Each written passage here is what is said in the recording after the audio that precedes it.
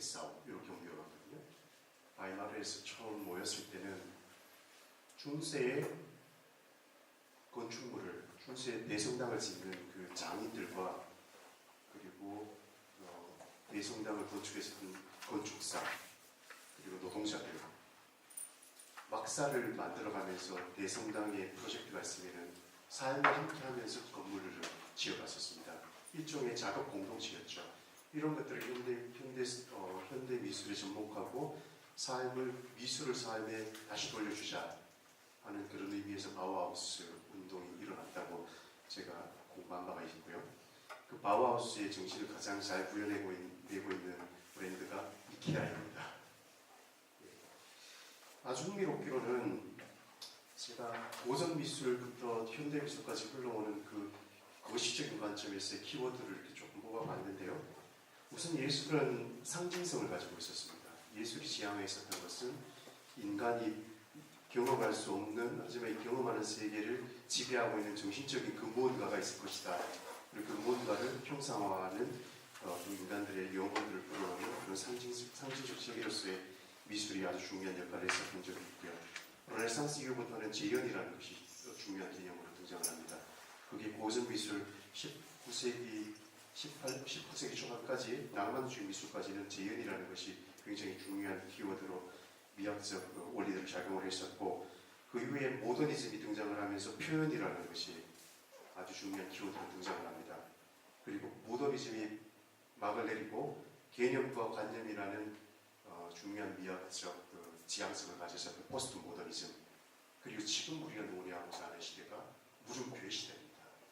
포스트 모더니즘 이후에 물음표의 시대가 지금 우리의 시대인데, 다시금 예술과 기술과 삶을 하나의 통합된 형태에서 보여주고자 하는 움직임들이 지금 일어나고 있고, 그것이 최근 디지털 매체, IT, 기술 등등에서 기반으로 한 다양한 학제적 연구들이 일어나게 되고, 그런 측면에서 뉴 바우하우스라는 의미를 부여해서 전시를 기획하고 그 개념을 가지고 다양한 논의들을 펼쳐가는 것은 아주 시의적절하다고 생각을 합니다.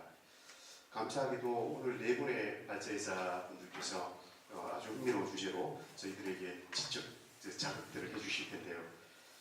분야가 다양한 것 같습니다. 김태희 영산대학교 로봇지능공학과 교수님께서는 인공지능과 철학과 예술이라는 것이 서로 어떻게 밀접한 작용을 하고 있으며, 인공지능이 예술과 어떤 방식으로 융합이 될 수 있으며, 그것이 앞으로 우리 삶과 예술의 어떠한 지평들을 넓혀줄 것인가 하는 것들을 흥미롭게 발제를 통해서 보여주시라고 기대를 합니다. 큰 박수로 교수님의 발제를 부탁을 드리겠습니다. 박수 부탁드립니다. 풀어보려고 합니다. 저는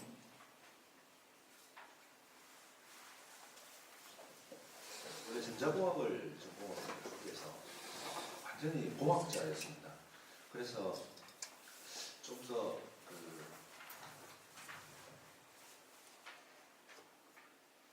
공부를 해보기 위해서 선택을 한 것이 인공지능이었거든요.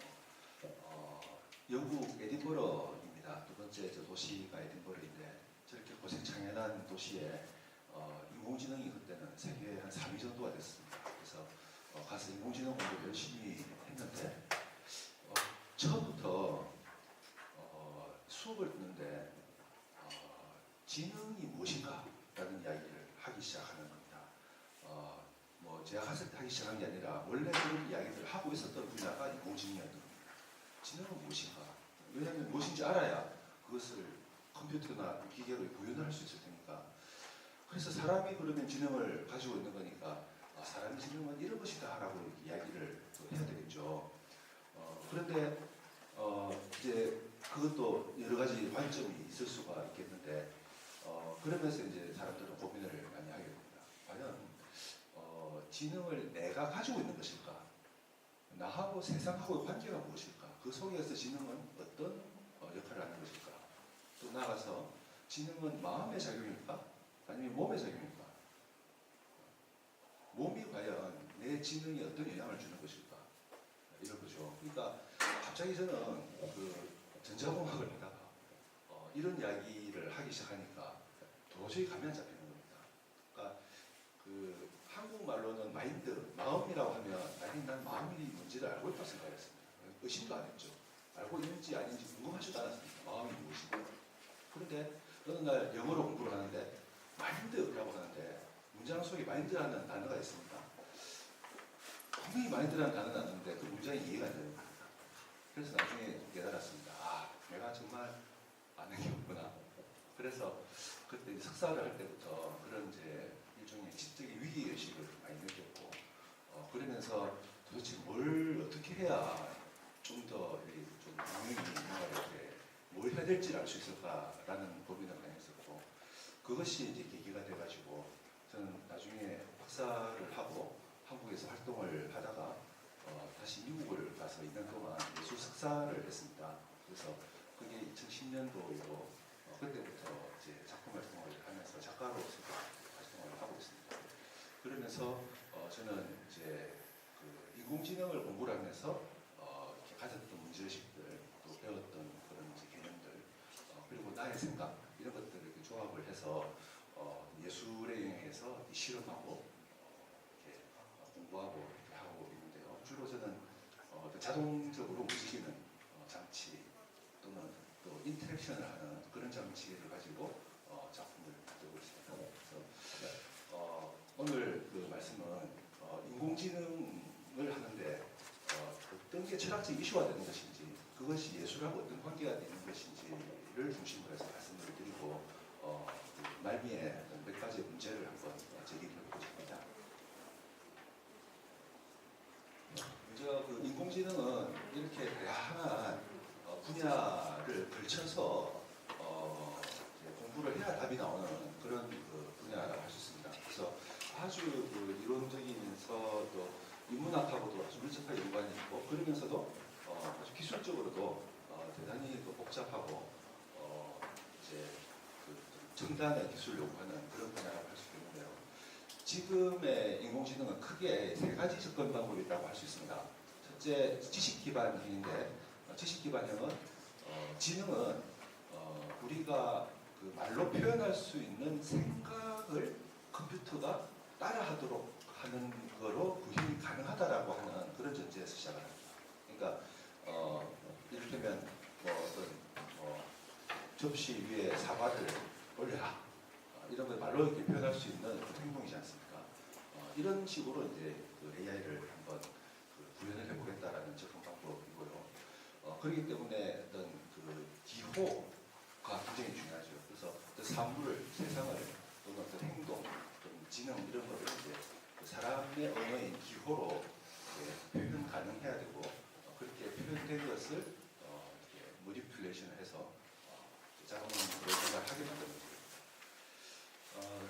반면에 이게 굉장히 이 추상적인 레벨에서 추상화가 많이 된 상태에서 이런 그 일들이 지식 기반에서 일어나는 거죠. 일단 어떤 사물들이 기호로 이렇게 추출이 됐다고 하면 일단은 추상화가 되는 거죠. 그러면 추상화는 언제나 한점이 존재하고, 그래서 어떤 그 한계가 지어질 수밖에 없는데, 그렇기 때문에 기호 그 지식 기반형은 이제 한계가 좀 있습니다. 그래서 많은 왜 한계가 있는지 처음에 이해를 못했는데 나중에 보니까 그럴만도 하네라고 하는 그 이야기를 하게 된 것인데, 철학에서 그런 아이디어를 또 예술에서 아이디어를 빌려와서 지식 기반형이 이런 한계가 이런 것 때문에 있구나라는 걸 이해하게 되는, 나중에 설명드리겠습니다.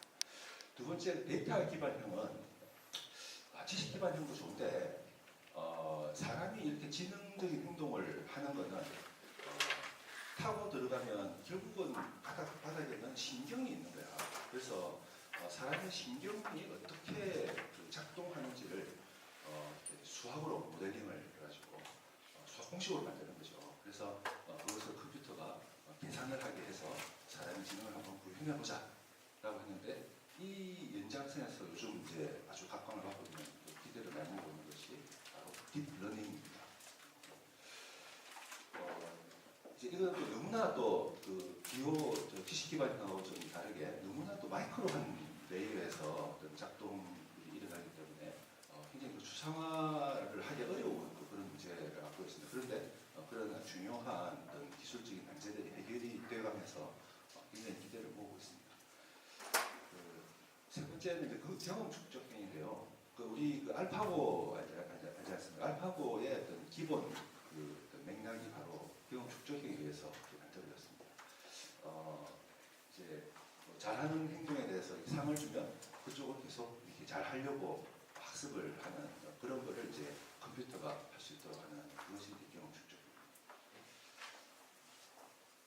그런데 여기서 이제 어떤 표현이든 어떤 방법이든 간에 결국은 컴퓨터가 뭔가를 다른 어떤 기계가 내가 아닌 어떤 기계가 뭔가를 하려고 하니까 표현이 필요한 겁니다.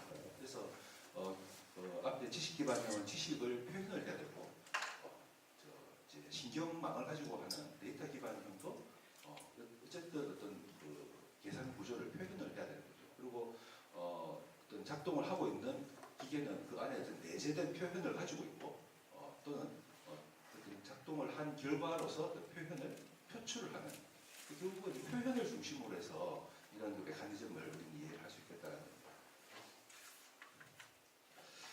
그래서 이거는 지식 기반형 제일 처음에 이제 타입인데요.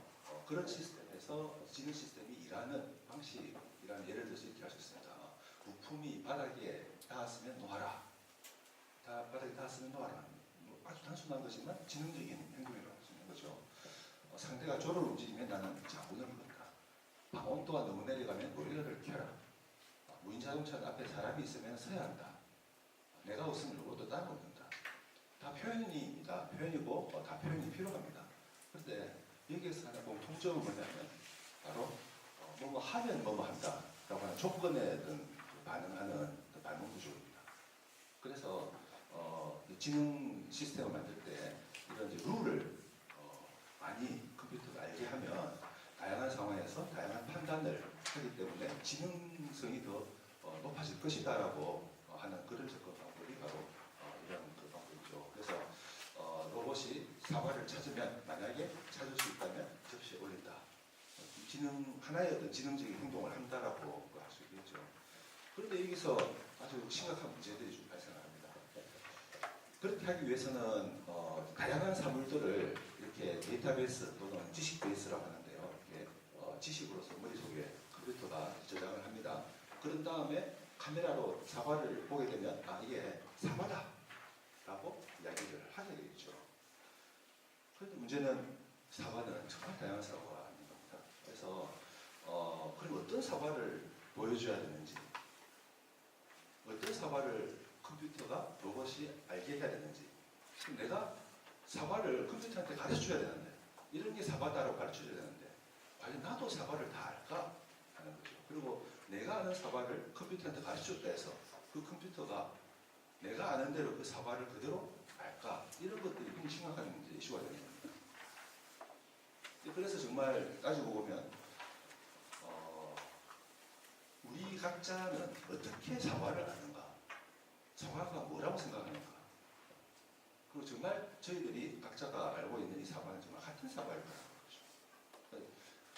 보편적으로 사과는 정해져 있죠, 대충은요. 그래서 제가 여기서 사과 하면 아마 여러분들 사과 하실 겁니다. 그런데 거기서 과연 여러분들 오늘 처음 뵀다면 제가 평생 봐왔던, 들었던, 먹었던 사과와 여러분들이 봤던 거하고는 겹칠 일이 거의 없는 겁니다. 그러니까 다른 걸 보고 왔는데 사과라고 이야기하면 서로 그 사과라고 하는데 문제는 그렇기 때문에 자연스럽게 사과라고 하는 것은 내가 컴퓨터한테 사과를 가르쳐주면은 사과에 대해서 아주 맥락이 풍부하게 뭔가 할 거야라고 기대를 했는데 이게 아니었던 겁니다. 그래서 그 지식 기반형 그 시스템은 이런 그 문제를 근본적으로 안고 있습니다. 구글이 알고 있는 사과, 구글에서 애플하고 치면 이렇게 나오고요. 네이버에서도 이렇게 하면은 사과하면 이렇게 나옵니다. 심지어는 검색 엔진이 알고 있는 사과도 서로 다르다라고 하시는 거죠. 그래서 이제 제가 뭐 이것저것 막 이렇게 책들을 보다 보니까 이제 비트겐슈타인이 이렇게 이야기를 했다고 합니다. 의자니, 잎사귀니, 게임이 하는 말들을 애매하지 않게 그리고 너무 되지 않게 적용하려면 우리는 무엇을 알아야 하는가? 보편적이지만 그 그것을 정말 서로 같은 맥락에서 알고 있는지를 확인을 하는 데는 정말 많은 노력이 필요할 것이고 어쩌면 불가능할지 모르겠다라고 하는 이야기를 저는 이해를 했습니다. 그런데 이게 그 휘팅슈타인은 이제 20세기 분이죠. 그런데 어느 날 도자를 보니까 도를 도라고 하면 도가 아니고 이름이 아니다라고 이야기를 했다고 합니다. 워낙 시적이라 가지고 해석이 좀 분분하긴 한데요. 저는 이렇게 생각을 했습니다. 어떤 사물에서 이름을 딱 지으면 그 이름은 이미 그 사물에서 떨어져 나온 거고요. 기호로 떨어져 나오지 않습니까? 그러니까 얘가 이걸 가리키기는 하겠지만 어떤 맥락에서 어떻게 가리키냐 하는 것도 굉장히 불안정하고요. 이미 떨어져 나왔기 때문에 얘는 얘가 아니다. 그래서 그 지능 시스템 만드는 사람들이 범하는 오류 중에 아주 중요한 것이 이 심볼을 떼어왔는데 떼어온 이 심볼하고의 관계를 그렇게 깊이 생각을 하지 않고 이 심볼이 이 자체다라고 간주를 하고 어떤 시스템을 만드는 이런 데에서 아주 그 문제들이 발생을 하게 됩니다. 데리다도 그런 이야기를 했죠. 그래서 이제 정리를 하면 로봇은 사과를 어떻게 하는가? 사과를 집으라고 했을 때 사과를 집었다고 해서 과연 사과를 안다고 하셨을까? 사과를 버린 것일까? 아니면 어쩌다 보니 사과가 버려진 것일까? 그러니까 접시 위에 사과를 놨는데 그 놓은 것이 놓는다는 게 뭔지 알고 났는지 아니면 어쩌다 보니까 놓게 됐는지 그걸 어떻게 아느냐는 거죠. 그래서 뭐 다 맞다 치자 그랬을 때 이제 사과를 알았다고 하자. 그렇다고 해서 로봇은 마음을 가지고 있는가? 사람에게 있어서 마음은 그러면 무엇인가? 마음이란 게 진짜 원래부터 있었던 것일까? 마음이 있다면 그것은 어디에 있는가? 그리고 몸하고 마음의 관계, 마음이 변하는 몸도 변하는 이런 이야기들이 중요한 이슈가 되겠습니다. 그래서 일단 돌을 하나 나눠 보면 제가 사적인 경험을 돌하고 이렇게 많이 하게 됐는데요. 저는 이제 그 예술대학을 다닐 때 그 돌을 가지고 작업을 했습니다. 그래서 그럴 만한 이유는 있었는데 그것이 바로 인공지능을 하면서 좀 보게 됐던 그런 문제들입니다. 돌을 이렇게 보고 돌을 이렇게 차면 사람이 이렇게 넘어지려고 하죠. 제가 그랬던 경험이 있거든요. 그랬을 때 돌 입장에서 보면 저 사람이 나를 차면 저 사람 넘어질 거야 라는 거죠. 그러면 아까 그 지능의 기본적인 단위는 조건이라고 하지 않았습니까? 그 사람들이 그 정했던 그 조건, 지능의 단위가. 그러면 나를 차면 넘어질 거야 라는 하나의 조건이거든요. 그러면 돌은 아무것도 안 했지만 나하고 돌하고 어떤 관계가 만들어지면서 뭔가 이렇게 지능적인 어떤 뭔가 생긴 겁니다. 그러니까 어떤 작용이 생긴 거죠. 그걸 굳이 뭐 if then 이런 게 지능이라고 한다면 그래서 결국은 돌에 지능이 있다라는 결론에 가게 되더라고요. 그래서 그거 가지고 참 그 고민을 했었는데 그때 이제 영국에서 제 지도 교수님은 그 설명을 듣더니 그러면 어쩌면 네 말이 맞는지도 모르겠다라는 이야기를 해주셔가지고 저는 계속 이걸 공부를 더 하게 됐습니다. 그래서 이제 아무것도 하지 않는 돌이라더라도 사람하고의 관계, 세상하고의 관계가 만들어지면 이런 상황적인, 관계적인 그리고 시간적인 의미에서 어떤 지능적인 퀄리티를 가지고 있다라고 말해도 그렇게 틀리지 않다라고 생각을 하게 됐습니다. 그렇다면 지능이 있다라고 하는 것은 이제 표현을 전제를 하고 있다라고 할 수가 있겠는데 그럼 이런 종류의 표현이 과연 그동안 이야기된 적이 없었던가? 그렇지 않다라는 겁니다. 그래서 우선 이제 그 시골의 종류들을 이렇게 보면 사과, 나베 이런 뜻이 아주 명확한 익스프레스한 그런 표현이 있는가 하면 컴퓨터 프로그램처럼 컴퓨터 프로그램은 몇 개의 이렇게 절차들이 쫙 이렇게 수행이 되면서 하나의 일이 일어나거든요. 그래서 하나하나가 의미 있다기보다는 어떤 절차가 의미 있기 때문에 절차적인 의미에서 그 표현이 있을 수 있다. 왼쪽에 기호들이 다 수행이 되면 오른쪽과 그림이 나옵니다. 그러면 절차적인 어떤 그런 표현을 가지고 있다고 이야기할 수 있고요. 마이클 폴라니가 이런 이야기를 했다고 하는데 사람이 다른 사람의 얼굴을 알아보는 것은 참 말로 표현할 수 없는 그런 아주 그 몸 깊은 그런 지식이 그 활동한 결과다라는 의미에서 이야기를 했다고 합니다.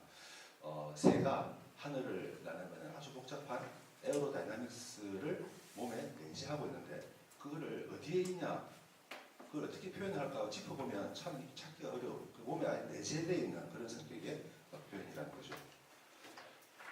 또 이렇게 그 집단적으로 개미 한 마리 한 마리가 신경세포가 그렇게 많지 않기 때문에 복잡한 지배 구조를 가지기 어려울 때 이렇게 그 활동을 분집적으로 이렇게 함으로 해서 어떤 굉장히 복잡한 이런 그 충물의 구조가 만들어지는 것처럼 이런 그 관계 속에 퍼져 있는 그런 종류의 그 심볼, 지식도 표현도 있다.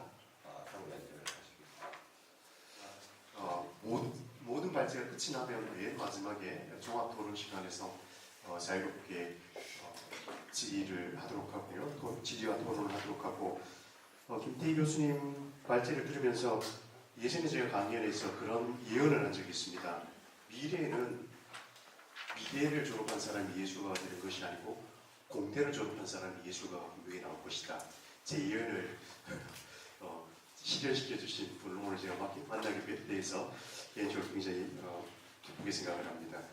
그리고 또 발제 내용 중에 가장 중요했었던 것들이 뭐냐면 김태희 교수님께서는 한국에서 공학도로서 유학을 가셨고 인공지능이라는 것에 관심을 가지시면서 타국에서 학문적으로 어떻게 접근하는지를 경험하셨을 때 한국에서 전혀 받지 못했었던 그런 철학적 질문들, 사실 우리가 철학적 질문이라고 하지만 그냥 질문들이에요.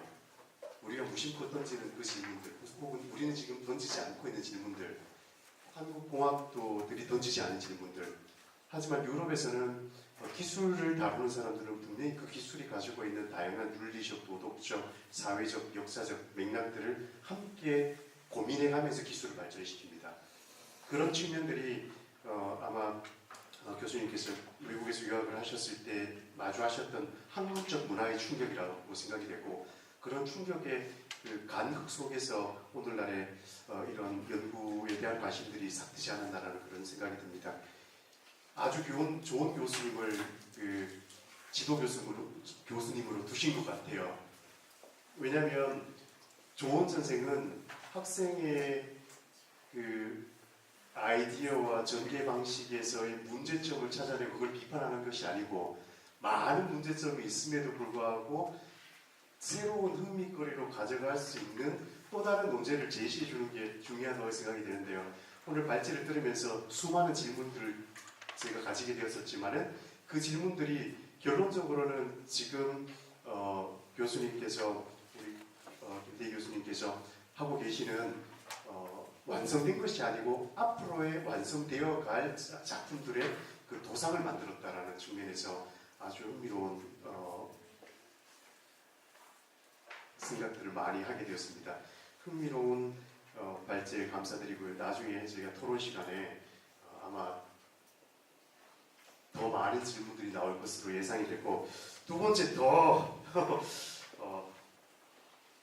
우리가 빠뜨릴 수 없는, 반드시 짚고 넘어가야 되는 그런 문제를 두 번째 발제에서 제시해 주실 계명대학교 사진미디어학과 정군 교수님 오셨습니다. 포스트 휴먼의 주체성과 윤리학, 제목이 상당히 어렵습니다.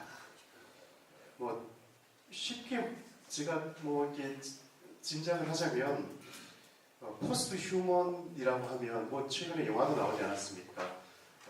집에 부인이 혹은 남편이 나의 욕구를 충족시켜주지 못하니까 인공지능을 가진 사이보그가 집에 와서 밥도 해주고요, 애도 키워주고요, 나중에 연애의 감성도 생깁니다.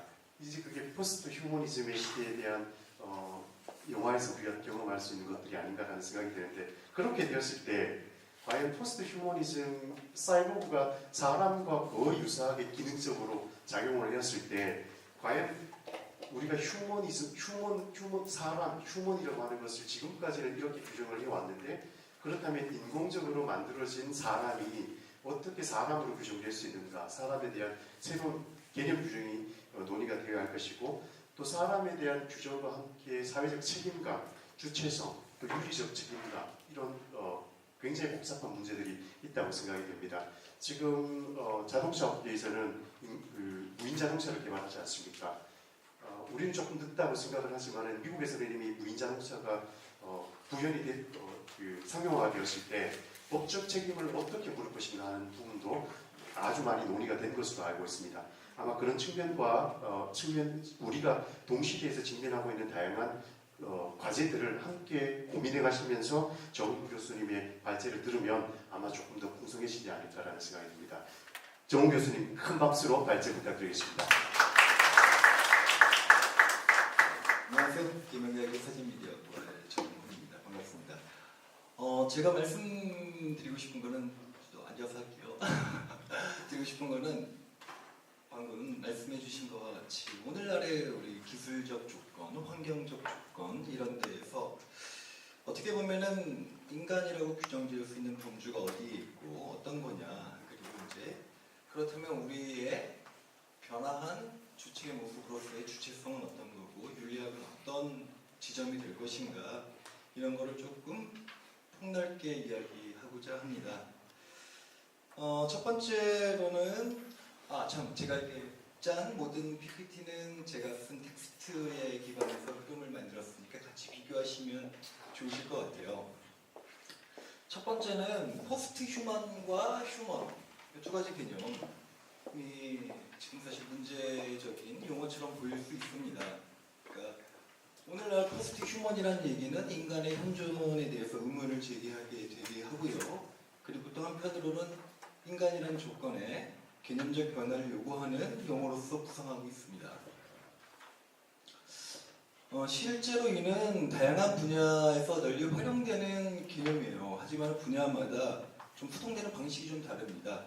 왼쪽에 있는 케이스는 어떻게 보면 트랜스 휴먼이라는 개념에서의 포스트 휴먼이거든요. 그러니까는 물질성의 몸이나 이런 거는 사실 중요하지 않고 우리는 어떠한 의식으로서 만약에 이제 우리가 영구적으로 산다고 생각하면은 뭐 영화에서 보듯이 이렇게 뇌에 있는 모든 데이터를 어디 올려가지고 기계에다가 들어간다고 생각하면은 끊임없이 바뀔 수 있잖아요, 그죠?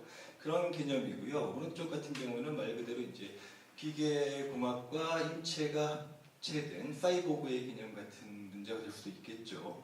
그리고 또 어떻게 보면 인문학적 개념으로서는 또 달려질 수도 있습니다. 그래서 이제 논란도 상당히 많이 야기하는 그런 용어라고 얘기할 수 있겠습니다. 여튼 이러한 의미의 불합정성을 정리하기 쉽지 않지만 이러한 것들이 왜 그런가를 생각해보면 전제 조건 때문에 그래요. 그래서 로버트 페페렐이라는 분은 세 가지 큰 전제 조건을 제시합니다. 하나는 포스트 휴먼이라는 개념 자체는 휴머니즘을 바탕으로 하는 사회 발달 시대 이후를 지시한다. 그러니까 휴머니즘이라는 게 사실은 이 포스트 휴먼의 개념에서 상당히 중요할 수밖에 없는 전제 조건이 되겠네요. 그죠? 따라서 포스트 휴먼은 인간이라는 존재를 전통적인 생각으로 사유할 수는 없게 되었다는 것을 의미합니다.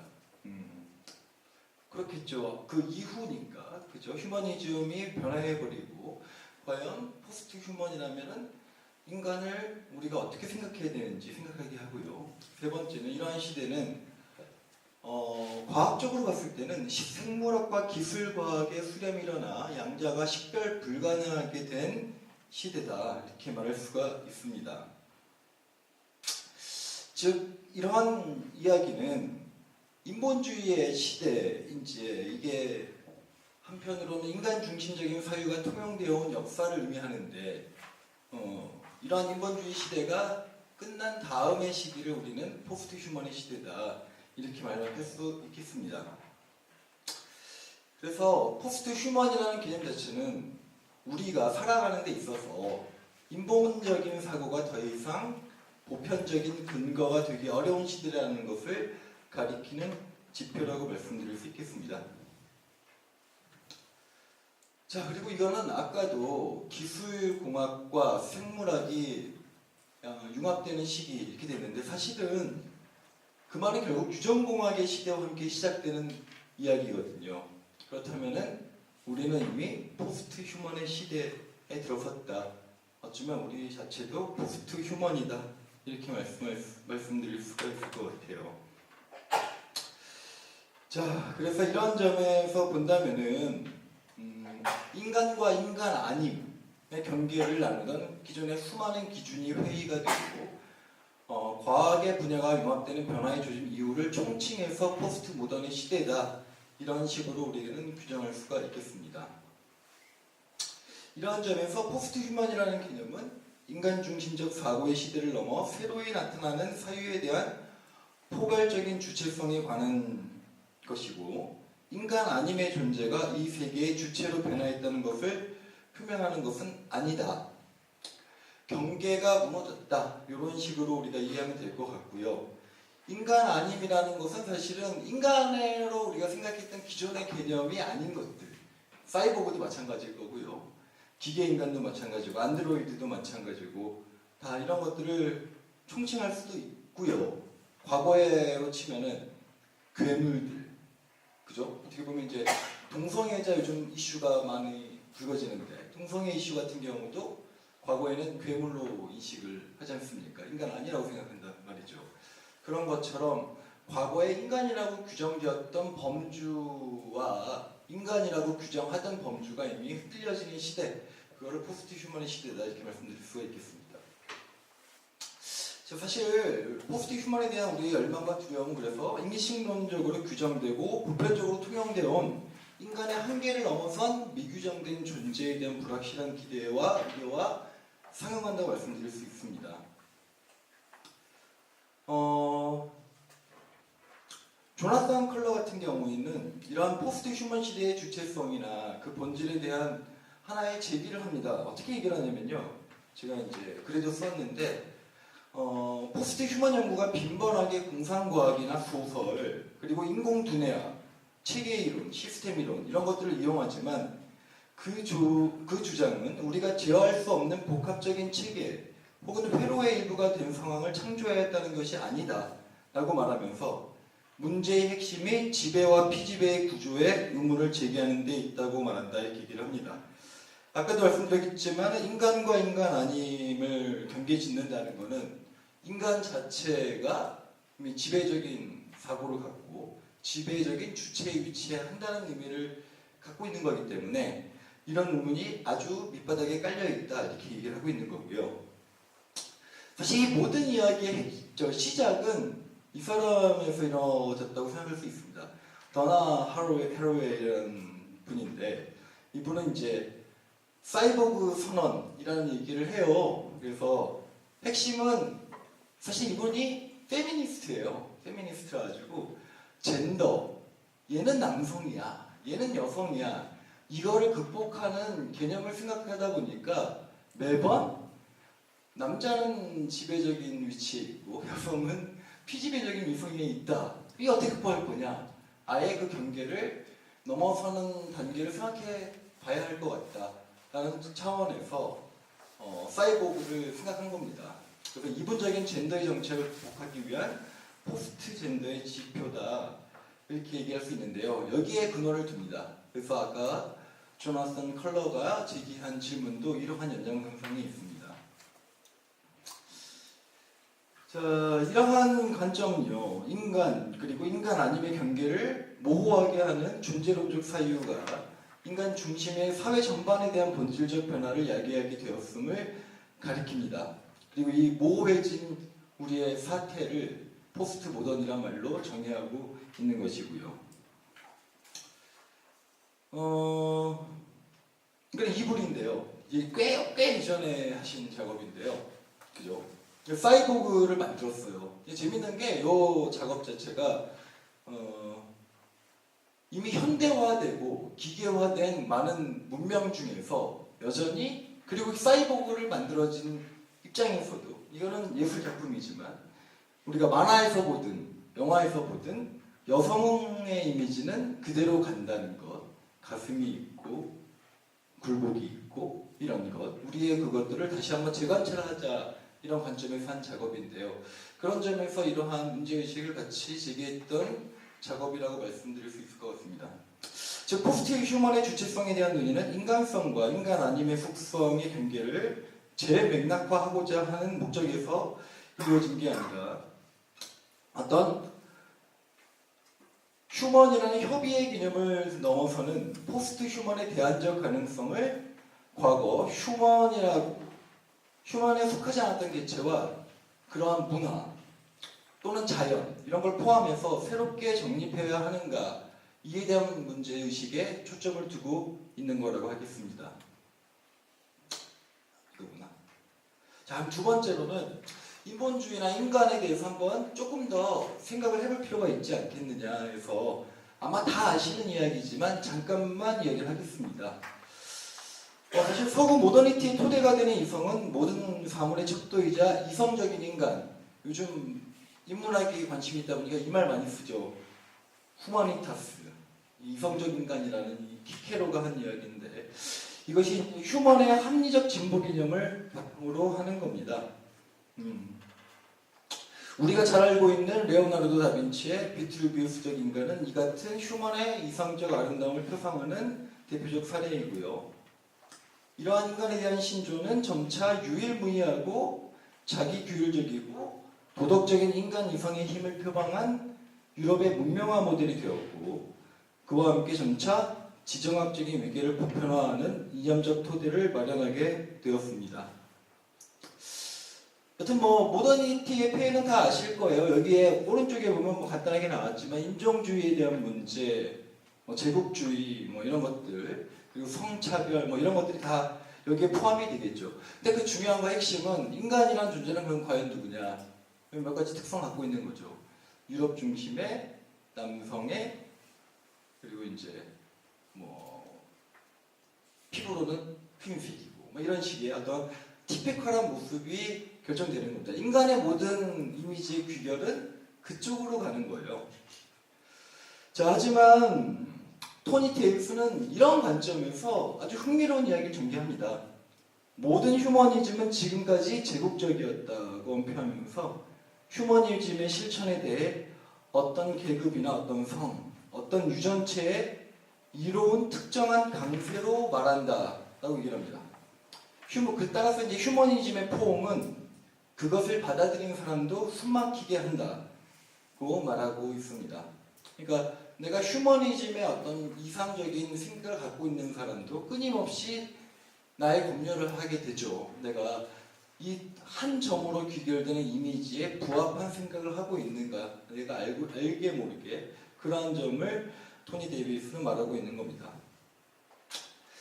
우리가 흔히 인간의 본성적인 도리로 간주하는 휴머니즘의 기실, 합리성을 가정한 유럽 중심의 패러다임, 그것도 매우 구체적으로 특정한 인종과 계급 및 성을 지향하는 인간 중심의 패러다임이라는 것을 말하고 있는 거죠. 재밌게도 인간이라는 말은 영어로 man이잖아요. 그죠? 남자잖아요. 여자는 woman이잖아요. 그죠? 기본적으로 이건 전부 다 그 옛날부터 박혀와 있는 기준적인 생각이라고 말씀드릴 수 있을 것 같아요. 여튼 이러한 패러다임의 주체성은 인신론적인 형상으로 수렴돼서 특정한 계열의 이미지를 역사 속에서 기억으로 남깁니다. 앞서 언급했던 비트루비우스적인 인간이나 오른쪽에 보이는 성 베르나르 협곡을 넘는 나폴레옹 같은 이미지가 그 대표적인 사례이고요. 너무나 많죠. 아무래도 생각하는 사람, 이렇게 어떻게 보면 이상적이고 지적이고 이성적인 사람들은 전부 남성의 이미지니까, 그죠? 여튼 이처럼 시간의 내면으로부터 소환되는 영웅적 이미지로 계열화되는 휴먼의 이미지는 모더니티가 표방하는 합리적이고 도덕적인 보편성 이면의 상으로 자리 잡아서 그의 대타자적인 이미지 또한 우리가 연상할 수 있게 합니다. 한편으로 이제 이거는 짧게 얘기하면 넘어가겠습니다. 19세기에서 20세기를 넘어가면서 이러한 영웅적인 주체 이미지는 단지 이제 직선적으로 계속 영웅만 보여주는 건 아니고 변화무쌍한 자유주의와 개인주의 이미지와도 뒤섞이게 됩니다. 고립된 이미지지만 끊임없이 나의 이익을 어떠한 경계 없이 추구할 수 있는 자유를 가진 사람, 그런 식으로 변화하게 되죠. 여튼 휴머니즘에 있어서 이러한 휴먼 주체성이 흐리는 타자성은 다른 주체의 특이성이 아니라, 그러니까 고유한 개체성이 아니라 여성은 열등한 이미지, 흑인도 열등한 이미지 뭐 이런 식으로 됩니다. 그래서 어떤 위계 체제를 갖게 되는 거예요. 그래서 인간이 인간 아님의 경계의 틈새를 파고들게 되는 포스트 휴먼의 개념은 아까도 말했던 조나산 컬러가 주목했던 지배와 피지지배의 구조의 의문을 제기하는 기능을 수반하지 않을 수 없습니다. 왼쪽에 있는 사진은 그래서 한때 포스트 휴머니즘, 뭐 포스트 휴먼 이런 얘기가 많이 나올 때 아까 그 다빈치의 그림을 전후해서 만들어서 한참 회자된 그림인데요. 보면은 왼쪽에 있는 그 이상적인 모델이 여성이자 유색인종인 거죠. 이런 개념은 오른쪽에 있는 어떻게 보면 요즘에 피부를 하얗게 한다거나 성형을 하는 이런 거와는 좀 차이가 분명히 있습니다. 그러니까 포스트 휴먼이라는 게 기계적인 거, 이 기술과는 좀 다른 차원에서 우리가 전환이 이루어지는 부분도 생각해 볼 필요가 있다. 얘기할 수가 있겠습니다. 여튼 이러한 포스트 휴먼으로의 전환은 포스트 모더니즘적 전환, 즉 우리가 다 한번 많이 이미지로 봤든 뭐 이론으로 들어봤든 뭐 정치적인 운동으로 보든 뭐 포스트 식민주의나 반인종주의, 환경운동, 여성인권운동, 해체주의 뭐 이런 것과 일정 부분은 개념적인 상관관계를 맺고 있어요. 하지만 뭐 똑같지는 않습니다. 완전히 다르지도 않지만 똑같지도 않아요. 왜냐면은 포스트 모더니즘은 언제나 앞서 얘기한 것들을 전제로 까는 얘기거든요. 어떤 주체의 이미지를 설정을 해놓고 거기에 대해서 타자 이미지를 얘기하는 거고, 포스트 휴먼적인 전환은 아예 그 주체 이미지부터 새로이 다 밀고 그럴 수밖에 없죠. 휴먼과 휴먼 아닌 것이 경계가 흐트러지는 상황이니까 그 차이는 갖고 있습니다. 연관성 같되 같지는 않다. 그리고 쭉 이어지는 연장선상에 있는 것도 아니다. 이렇게 말씀드릴 수 있겠습니다. 자, 저는 다들 아시겠지만 신디 셔먼이 이러한 이미지의 선구자적 위치에 있다고 생각을 합니다. 왜냐면 그 포스트 모더니즘이 막 드러날 때 많은 유형의 작업들이 나와요. 많은 유형의 작업들이 나오는데 포스트 모더니즘 중에서도 셔먼은 저는 되게 좋아하긴 하는데 다 좋아하진 않고 셔먼을 요 초기 작업만 좋아합니다. 이 작업은 여성으로서 나라는 존재가 일상에서 휴머니즘적인 응시에 어떻게 대응하는지를 보는 사람인 여성이 직접 생각하게 만드는 거거든요. 혹시 이게 될지는 모르겠지만 제가 링크를 한번 열어보겠습니다. 이미지를 좀 보면 조금만 보면 좋을 것 같아요. 안 되나?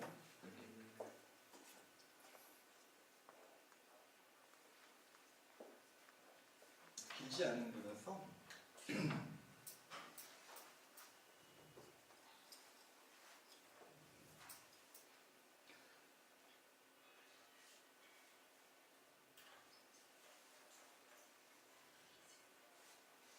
소리가 연결은 안 되는구나. 중요한 거는 이 작업을 할 때 신디 셔먼은 사람들이 뭐 자화상을 오해하는 경우도 많은데 본인이 직접 얘기를 합니다. 절대 나의 자화상이 아니다. 나는 당신이 어떻게 생활하고 뭐를 의식하면서 어떤 눈을 의식하면서 행동하는지 여러분한테 말하는 거다. 그러니까 당신이라는 건 여성이거든요. 평상시 당신은 어떤 포즈로 있느냐, 그리고 그 포즈는 과연 어떤 거냐, 누구의 눈을 의식하지 않느냐 이 얘기를 하거든요.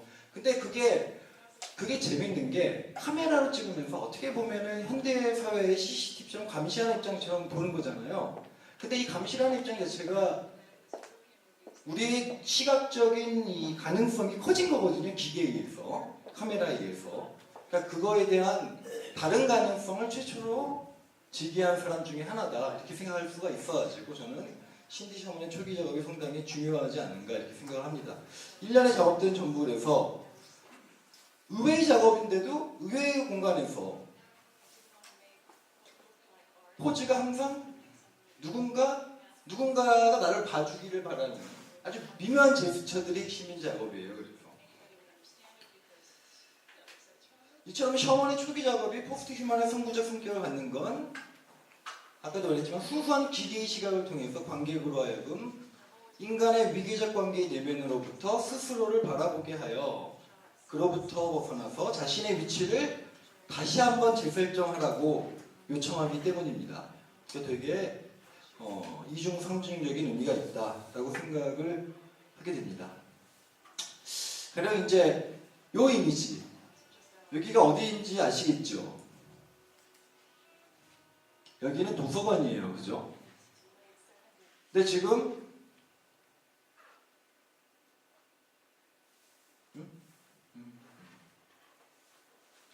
여성은 뭘 하고 있는가요? 한번 생각해보면 재밌을 것 같아요. 여기가 도서관인데 야외 나들이 갈 때 할 옷차림과 그 책을 뽑고 있는데 책의 제목을 보지 않고 뒤쪽을 보고 있는 거. 모든 작업이 그런 식으로 이루어집니다. 여튼 이제 본격적으로 포스트 휴먼에 대한 얘기를 좀 더 들어가다 보면은 로지 브라이도티, 이 사람은 사실 되게 중요한 포스트 휴먼의 주체성의 담론을 전개하는 분인데요. 기술적 매개, 아까 같이 카메라에 의할 건, 우리는 모두 카메라에 매개돼서 살고 있습니다. 사실은 이런 것처럼 이러한 매개가 포스트 휴먼 주체성에 있어서 가장 중요한 요소라고 강조를 하면서, 가장 중요한 것은 이로부터 생성되는 몸을 가진 확장된 관계적 자아, 이런 개념으로 포스트 휴먼을 정의합니다. 이러한 브라이도티의 정의는 인간과 인간 아님의 사이에서 포스트 휴먼에 대한 열망과 두려움이 교차하는 우리의 존재론적 실제에 대한 이해의 토대를 제공하기도 합니다.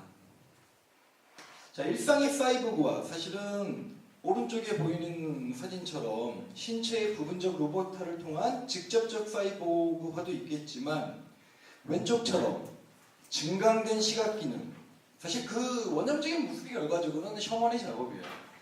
이런 것과 같은 간접적 사이보그화에 이르기까지 우리 시대의 질적 변화에 대한 판단의 준거를 마련해주고 있습니다. 오늘날 급격한 네트워크화는 가상 공간을 인간의 내부 세계를 시뮬레이션한 전자신호적 신경망으로 변모시키고 있죠. 신체에 남아있긴 하지만 기억되지 않는 많은 이미지 기억들은 어떻게 보면은 사실은 네트워크 안에 항상 남겨지죠. 항상 촬영하는 셀카나 이런 것들의 SNS 게시를 통해서 그렇게 되고 있죠. 또한 지문인식이나 안면인식 기능은 이러한 정보 내러티브의 과정에 중추를 맡고 있는 것은 두말할 나위도 없을 거라고 생각합니다. 말하자면 혹자의 신체적 유전자 변형이 아직까지 실제로 이루어지지 않았다고 하더라도 우리는 이미 생명기술로 매개된 정보 내러티브의 맥락 속에 위치하고 있다고 말씀드릴 수 있겠습니다. 이제 우리는 과거에 인간 아님의 표식이었던 비물질적인 패턴의 일부로서 기능하기도 하고 포착되기도 합니다. 네트워크 안에서 우리는 항상 패턴의 흔적으로만 규정되고 확인되고 하기 때문이죠. 이러한 포스트 휴머니즘의 디지털화라는 기술적 환경적 조건 속에서 우리의 자아는 물질적 몸, 어떻게 보면 그거는 공간적 위치에 있습니다. 그리고 비물질적 패턴, 시간 속의 존재의 흔적의 관계성을 통해서만 정의될 수 있을 수도 있습니다. 교수님께서 말씀하셨는데 포스트 휴머니즘의 여러 가지 특징적인 양상이 시공간의 과거의 다른 시공간의 정렬 방식이라고 말씀하셨는데 제가 그 실천하고 있습니다. 세계와 소통하면서 공간의 제약을 뛰어넘고요. 그런데 이게 이제 저희가 주로 사용하는 그 SNS라든지 페이스북 등등에서 다양한 소셜 미디어가 있는데 이런 곳들에서 모여지는 이런 그 개별적 지식들이 하나의 거대 집단 지성으로서 또 우리 사회의 큰 움직임들을 만들어가는 중요한 요소로서 지금 작용을 하고 있고 실제로 현실 정치에서도 그런 것들이 아주 중요한 요소로서 우리의 삶을 움직여가고 있는 사실들을 언론 매체를 통해서 접하고 있습니다. 세 번째 발제 주실 김미련 선생님 미디어 아티스트로 우리 지역에서 아주 활발한 활동을 하고 계시고요. 초연결 사회에서의 집단지성이라는 주제를 가지고 21세기 기술과 인간에 대한 고찰을 해주시겠습니다. 박수로 부탁드리겠습니다. 네, 안녕하세요.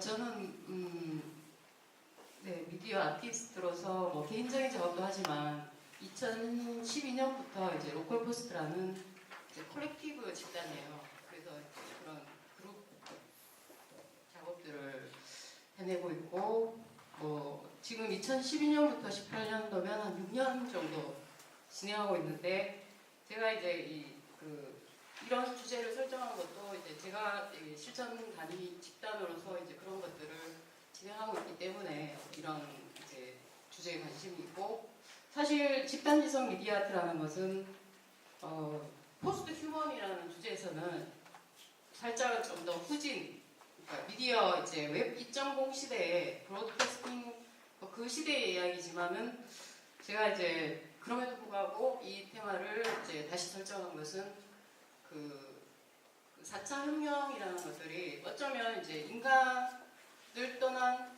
아주 인간의 연상선상에서 더 비인간화되는 뭐 이런 문제 제기가 많지 않을까. 조금 전에 이제 정훈 교수님께서도 말씀하셨듯이 이제 윤리성이라든지 뭐 이런 것들 굉장히 극단적으로 개인화되는 그런 것들, 산업화되는 이런 것들에서 예술이라는 부분이 과연 원래 지향하는 바가 무엇인가 그 지점과 또한 여기 지금 이제 이 전시가 바보하우스잖아요. 삶으로서의 예술.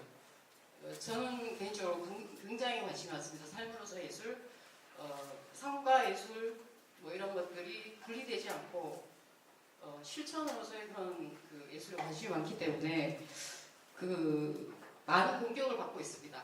그리고 정치적으로도 굉장히 분명한 입장을 갖고 있기 때문에 공격의 대상이 될 수 있지만 이제 그럼에도 불구하고 집단지성의 어떤 가능성 이런 것들이 4차 혁명 시대에 어떻게 이제 가능할지 이런 것들에 대해서 한번 네, 발제를 해보도록 하겠습니다. 그래서 5가지 이제 포맷으로 나눠봤는데요. 지금 이제 포스트 휴먼 시대의 초연결성이라는 그 이야기가 제가 지금 정리한 거는 지금 너무 많아서 이게 읽기에도 되게 많고 그런데 이제 앞에 두 분께서 좋은 말씀들을 많이 하셨기 때문에 제가 이제 포인트만 짚으면은 미디어 3.0이라는 것은 소위 말해서 이제 그 아까 스마트폰이나 이런 것들 브로드캐스팅이라는 광범위한 그런 대중들 이러한 대중들의 참여를 이렇게 하는 그런 뭐 소셜 뭐 미디어 아트라든지 이런 것들이 있었고 예술에서는 이제 그런데 그런 것들을 뛰어넘는 미디어 4.0 시대가 왔다는 이제 이야기를 하는데요. 그 미디어 4.0이라는 것은 이제 네로 캐스팅이라고 해서 이게 무작위 대중이 아니고 아주 정해진 대중인 거죠. 그러니까 다양한 층의 그런 대중이 아니고 지역적이고 계층적으로 한정된 대중을 대상화하는 정보의 전달을 의미합니다. 그래서 이제 4차 산업이 도래하면은 이제 이런 시대가 온다는 것이고, 그 다음에 이제 뭐 지금까지 계속 반복되었었던 뭐 증강, 가상, 인공지능, 빅데이터 이런 것들이 이제 산업혁명의 키워드가 되겠고, 보통 산업혁명에 이제 그 4차 산업혁명의 3가지 이야기를 많이 하는데, 이게 사물의 진화를 이야기를 많이 해요. 그러니까 로봇이라든지 뭐 무인 생산 시스템으로 사람들 일자리가 없어진다. 인간의 일자리를 기기가 다 대신하기 때문에 엄청난 실직 사태가 일어날 것이다. 그렇기 때문에 인간 소외가 발생하고 5G를 바탕으로 한 초연결 사회가 도래를 하고 이제 그렇게 되면 이제 개인 아주 극단적인 이제 단점으로 굉장히 극단적인 개인화가 이루어지고 산업 간의 융합을 이제 극대화한다는 거죠. 이제 그 다음에 이제 포스트 휴머이라는 그 어떤 인문학 쪽에서 말을 하는 거는 그 인간과 사물 이것이 이분법적으로 뭐 주체 대상 이렇게 구분되는 이분법이 아니고 이제 하나의 어떤 그 관계적인 그런 존재론이 이야기가 발휘되고 있더라고요. 논문을 찾아보니까 뭐 굉장히 많더라고요. 인간학, 뭐 관계, 뭐 설정을 어떻게 할 것인가 이런 이야기들이 많이 나오고 있고 저는 그럼에도 불구하고 포스트 휴먼이라는 것을 이야기할 때 그럼에도 불구하고 포스트라는 그 설정을 인간적이고 그 다음에 이제 어떤 사회적 사안으로 봐야 될 것이 아닌가. 그래서 오히려 역설적으로 인간학이 더 중요하다. 네, 그런 부분에 동의를 합니다. 그 그 다음에 사물 인터넷과 초 연결성이라는 것에서 이제 사람과 사람, 사람과 사물 뭐 이런 이제 소통의 생태계인데 그 여기서 말하는 이제 주체가 만약 사람이 아니라면 그러니까 주체는 굉장히 많아진다는 이야기거든요. 동시에 다중 주체성이라는 이야기를 하게 되고 그 다음에 이제 사회적 네트워킹으로 이제 옮겨갈 수 있다는 아주 긍정적인 측면이 있습니다. 수평적 그 네트워크가 되겠죠. 물론 이제 이게 이상일 수 있어요. 예, 그게 뭐 미디어 웹 2.0이라는 3.0에서 아주 그 낭만적인 이제 좋은 것만 사고하는 긍정적인 마인드인데 그렇다면은 뭐 지금까지 계속 이제 미디어아트에서 계속 이야기하는 게 그러면 기술과 예술과 공학 이 3 컨소중에서 그 어떤 것을 밸런스를 어떤 부분에 포인트를 두고 밸런스를 가져갈 것인가 뭐 이런 이야기 계속 지속적으로 나오고 있고 제가 이제 이렇게 생각하는 바는 사회적 그 존재론 그러니까 인간학에서 사회적 존재론의 상황 그리고 불안한 이런 미래 뭐가 뭔지 모르지만 계속 이제 엄청난 기술의 발전 속도가 엄청나게 빨라지잖아요. 이제 이런 부분에서 우리가 어떤 대응을 해야 될 것인가, 네 그런 부분으로 이제 현재를 진단해 봤고요. 그렇다면 제가 이제 오늘 말씀드리고 싶은 미디어 아트와 집단지성이라고 하는 부분이 이제 어떤 태동이 있었고 처음에 그 다음에 어떤 식으로 발전해 왔는지 사실은 제가 이렇게 정리하는 건 무리가 있을 수 있어요. 제가 생각하고 주장하고 이렇게 실천하고 있는 그런 부분에 대한 나름대로 제 개인적인 정리이기 때문에 네, 되게 다른 각도에서 이제 비판받을 소지는 많지만 제가 이제 정리한 부분은 이 미디어아트라는 부분에서 이제 백남준 선생님을 이야기를 할 수밖에 없는데 누가 그런 이야기 하더라고. 미디어아티스트 중에 장기는 백남준을 너무 싫어한대요. 왜? 지금 할 수 있는 미디어아트의 모든 가능성을 벌써 이 사람을 다 했기 때문에 너무 싫다고 그런 이야기를 하는데 저도 이제 사실 제가 백남준 선생님이 있는 학교에서 그때 뭐 공부를 하면서 제자들한테 배웠지만 이렇게 대단한 분인지 몰랐습니다. 제가 이제 자꾸 찾아보니까 그 원본이라는 거, 뭐 인공지능이라든지 로봇이라든지 이런 것들의 원본을 자꾸 찾다 보면 백남 선생님 이야기 하지 않을 수가 없더라고요.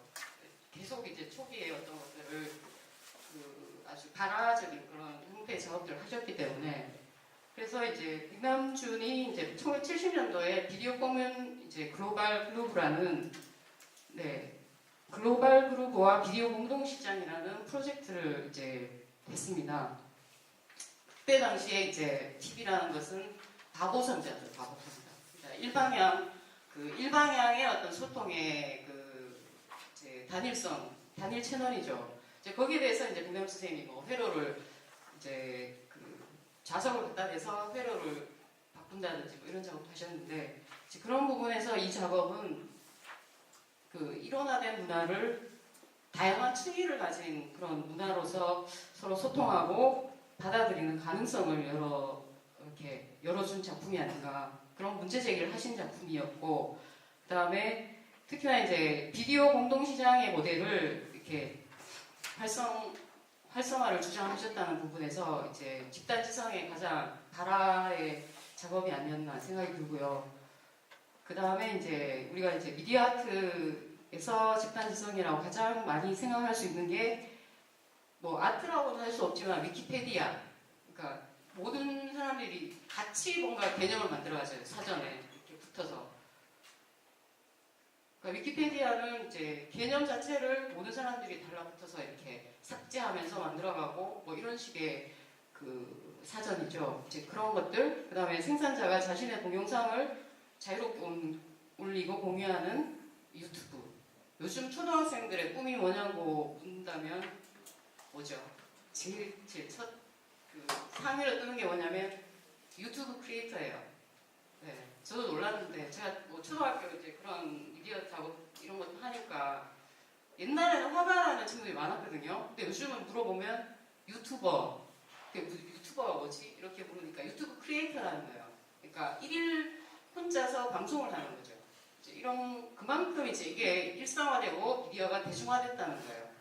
그래서 아까 조금 전에 뭐 그 좌장이신 그 좌장 선생님께서 말씀하셨듯이 아마 미술하는 사람이 더 이상 어떤 그 예술의 어떤 리더나 뭔가를 혁신하는 이런 사람이 아니고 저는 앞으로 미술이 아닌 다른 부분에서 아마 미술계의 어떤 이슈를 아니면 뭔가를 이렇게 뒤집을 그런 그 아방가르드적인 그런 제스처나 이런 것들이 지금도 그렇고 그렇게 생각합니다. 그러니까 전통적인 미술, 그러니까 미술의 범주 테두리 안에서 머무는 작업들이 아니고 뭐 예를 들면 뭐 무용이라든지 또 완전 뭐 폭파하는 분들이 그 소셜 액션 한다든지 이런 것들이 오히려 더 예술의 개념이나 지금의 어떤 예술의 개념에 더 합당한 그런 것들이 아닐까라고 생각을 하고 예 그런 부분에서 집단지성은 이렇게 앞으로 지금 이제 이루어지고 있는 그런 정보기술 시대의 자아의식, 타인과의 관계를 의식하고 변화시킬 수 있다는 예, 이런 이상적인 생각을 해봅니다. 네, 그래서 미디어 아트 집단지성에서 이제 저를 한 네 가지로 나눠봤는데요. 미디어가 이제 그 아트로서가 아니고 어떤 그 관람객을 연결하는 미디어로서 구글 아트 프로젝트나 뭐 이게 2012년이니까 지금 너무나 일상화되어 있죠. 이렇게 온라인에서 접속해서 세계 유수의 미술관을 네, 접속할 수 있고 작품을 관람할 수 있는 거. 2012년 당시 벌써 151개의 미술관이 구글 아트 프로젝트에 참여하고 있습니다. 네. 그리고 이러한 인터넷의 발전은 사실은 로이 에스콧이라는 이제 테크노에틱 아트라고 테크노에틱이 아니고 제가 이제 개념이 잘못 생각하는데 이제 이 로이 에스콧이라는 이제 미디어 아티스트인데 70년대 벌써 모바일의 형태로 이렇게 이루어지는 작업들을 했어요. 깜짝 놀랐는데 진짜 이런 사람을 천재라고 하는 것 같더라고요. 그러니까 지금 이제 그 휴대폰으로 우리가 가능한 그런 작업들을 벌써 전 지구를 인공위성으로 연결하는 이런 형태의 작업들을 70년대에 하셨던 로이 에스콧이 이제 이런 그 지금 제가 말씀드리는 집단지성의 어떤 또 두 번째 그 주자가 아닐까라는 생각을 해보고 이렇게 이제 미디어 웹 2.0 시대에 벌써 소통의 패러다임이 이제 일어났었고 그 다음에 지금 이제 이런 2013년도 벌써 5년 전이잖아요. 이제 이거는 너무나 이렇게 새롭지도 않은 이야기죠. 삼성미술관 미움에서 이제 금은보화전이라는 전시가 있었고 여기 이제 그 관객들이 센서를 이용해서 작품에 접근하는 정보를 이제 그 이렇게 읽는 방법이죠. 페이퍼가 아니고 이제 인터페이스나 그런 센서에 의해서 이제 작품들을 더 구체적으로 디테일을 읽어낼 수 있는 그런 작품입니다. 그 다음에 이제 네, 이 작품은 너무나 알려진 안드레아스 고르스키. 네. 지금 이제 가장 핫한 지가 벌써 지났네요. 30억입니다. 이 작품이 99센트. 사진인데 30억이라는 건 대단한 금액이죠. 이제 우리나라로 치면은 천냥백화점에 이제 그 가게를 찍은 거예요. 근데 이 사람의 이제 고르스키의 가장 좀 그 뭐 몇 가지 여러 가지 이제 그 자기 그 일가를 이루어지만은 특히 이제 이 작품 대기호금법을 파괴했다고 하죠. 여기서 저 끝까지 앞면에서 저 뒷배경까지 엄청난 이 심도가 있을 텐데 이걸 똑같은 어떤 포인트로 이렇게 하나도 무너지지 않게 공기호금법을 이렇게 보여주죠. 이제 그게 이제 저기 이분의 작품 중에 다른 그 평양의 이제 카드 섹션 작품 이런 것들 보면 좀 더 명확하게 드러나는데 네, 이 작품 제가 이제 고르스키를 선전하는 게 아니고 이 작품은 뭐냐면 그 고르스키의 작품인데 동경의 아트센터에 네, 전시가 돼 있는데 전시가 되면서 이제 이 작품을 감상할 수 있는 그 매개를 저렇게 터치를 하면 이제 자기가 이제 터치한 부분이 확대가 되는 거예요. 이렇게 준비. 그렇게 되면서 좀 더 정확하게 이제 자기가 확대한 부분을 볼 수 있게 뭐 이렇게 하는 거죠. 그래서 이제 그 이 사람의 어떤 대기원근법의 방법들을 아주 구체적으로 전달할 수 있는 전시의 어떤 매개이어로 작동하고 있습니다. 그 다음에 가상현실 미술관 2016년도입니다. 네, 인터넷과 가상현실을 이용해서 이렇게 유비쿼터스라고 이야기하는데 자기가 어디에 있든 누구든 어떤 사람이든 어떤 이렇게 인터페이스만 이렇게 접속을 할 수 있으면 인터넷의 환경에만 접근을 할 수 있다면 이렇게 세계적인 명화를 감상할 수 있다는 거죠.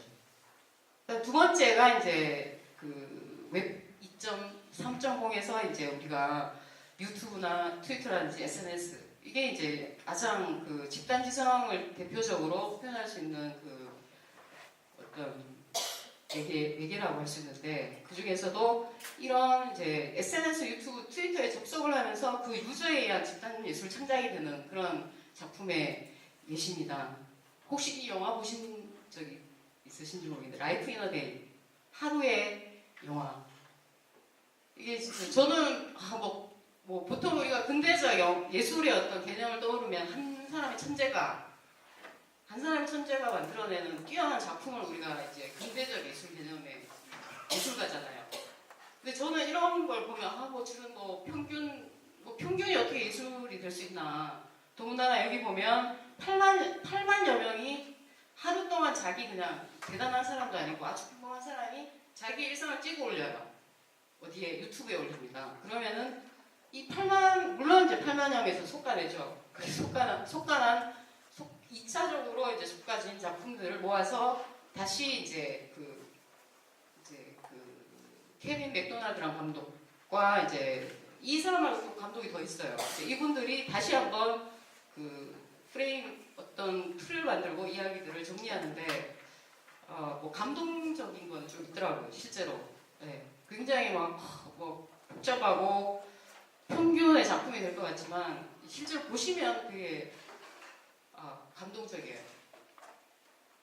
그리고 이제 이 작품은 유튜브에 들어가시면 제가 정확하게 숫자로 약해가지고 한 16개국어로 번역이 돼 있어요. 자막으로. 그리고 우리나라의 자막으로도 읽을 수가 있고 네, 그래서 여기서 포인트는 이제 지금 사회에서 주인공은 나라는 거죠. 그게 벌써 근대적 자아라는 그 개념으로 보면 사실 별 일이 아닌데 뭐 미디어 아트도 하시는 분들은 아시겠지만 지금은 자기가 중요한 시대예요. 스마트폰이나 아니면 인터넷시에 들어가는 작업도 자기가 들어가야지 있는 거죠. 뭐 남이 뭐 중요합니까? 자기가 중요하지. 영웅의 시대가 아니고 틀리더라도 자기 의견을 그런 이제 이야기를 하는 그런 시대이기 때문에 네, 뭐 이런 작품이 나올 수 있고 그 다음에 또 하나의 배경이 뭐 제가 타임지를 그렇게 자주 보진 않지만 타임지가 이제 50년대부터 올해 인물을 정해요. 그때 2006년도에 올해 인물이 누구였냐면 여러분이에요. 당신. 이게 그러면서 쭉 변하는데 이제 이 올해 인물이라는 것은 이제 당시대 그 년도에 가장 뭔가 이제 동시대적인 어떤 이슈와 관련된 그런 사람들이 뽑히더라고요. 그리고 2011년도는 시위자. 그 다음에 2017년도 작년이죠. 작년은 여러 명이 동시에 받았어요. 침묵을 깬 사람들, 뭐 미투를 한 사람도 있고 그런 건데 그게 이제 뭐 어떤 유행이 아니고 그 당시의 어떤 당대의 어떤 가장 사건들 이슈를 다뤘다고 볼 수가 있습니다. 이제 이런 것들이 이제 이런 작품들이 나오게 된 좀 배경인 것 같고요. 여기 보면 한국 사람도 나와요.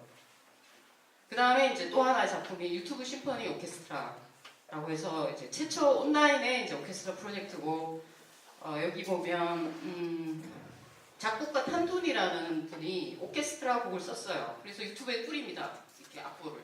그러면 그 유튜브의 악보를 받아서 이 사람들이 그 악보를 받은 사람들이 이제 이 공모를 낸 물론 이게 유튜브가 거의 이제 주체적으로 이렇게 진행한 그런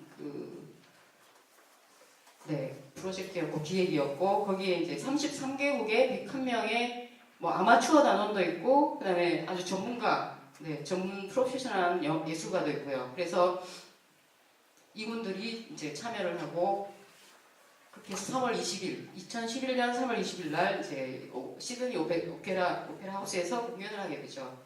그래서 보면 제가 사진을 3개 이렇게 3개 연결을 했고 그 유튜브 링크를 이렇게 제가 복사해서 붙였는데 제일 왼쪽에 보면 오페라 하우스에 프로젝션을 핑을 한 거죠.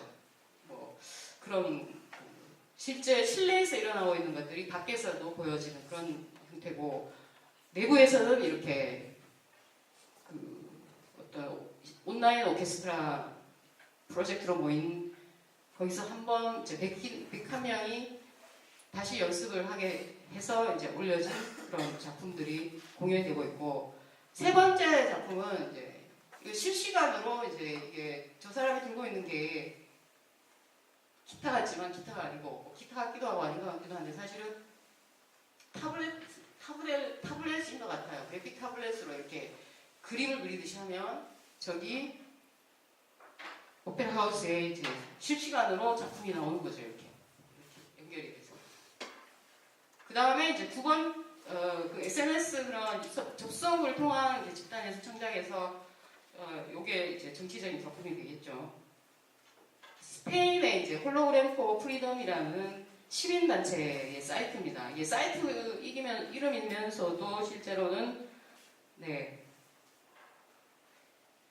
그 다음에 시민단체의 프로젝트 이름입니다. 이게 배경이 뭐냐면 이 작품이 나오게 된 게 2014년도 12월에 시민안전법이 이제 스페인 그 시민안전법이 의회에서 통과가 돼요. 이게 무슨 법이냐면 공공 건물 주변에서 시위를 하면 7억 원의 벌금을 받게 됩니다. 엄청나죠? 7억 원. 이게 7억 원의 벌금을 물어야 한다는 이런 법령이 이제 시행되면서 시민단체가 이제 가만히 있을 수 없다. 이렇게 해서 모인 그 단체를 만들고 사이트를 만들고 홀로그램 포 프리덤이라는 이 우리말로 그냥 유령 시위대예요.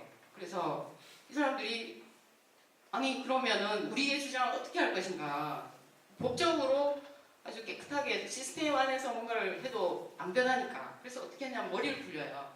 그래서 어떻게 머리를 굴리냐면 그리고 사람이 그 공공장소에 나타나지 않으면 될 거 아니야 이러면서 하는 게 이제 이런 겁니다.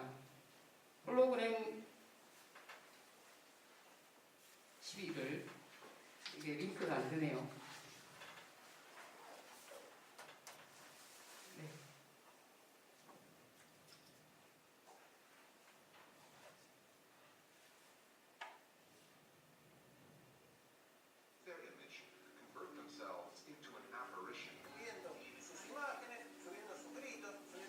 그래서 여기서 800만 명의 글로벌 거주인 사이트에 접속을 하고 특히나 330만 시민이 의회 사이트에 접속을 했어요. 폭주를 했겠죠. 의견을 제시하고 법이 바뀌었습니다.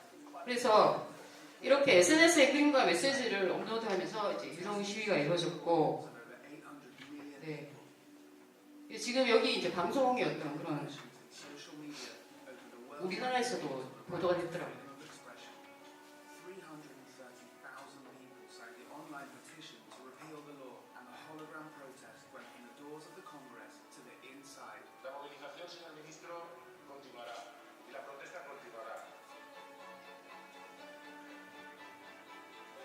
세계 최초의 홀로그램 시위인 거죠. 유령 시위. 네. 계속 연결되는데 이게 노 소모스 델리터는 무슨 뜻이냐면 우리는 범죄자가 아니다라는 뜻이에요. 그래서 네, 뭐 같은 영상인데 지금 거리에는 아무 뭐 되게 조용하죠 지금. 네, 보여지는 영상입니다.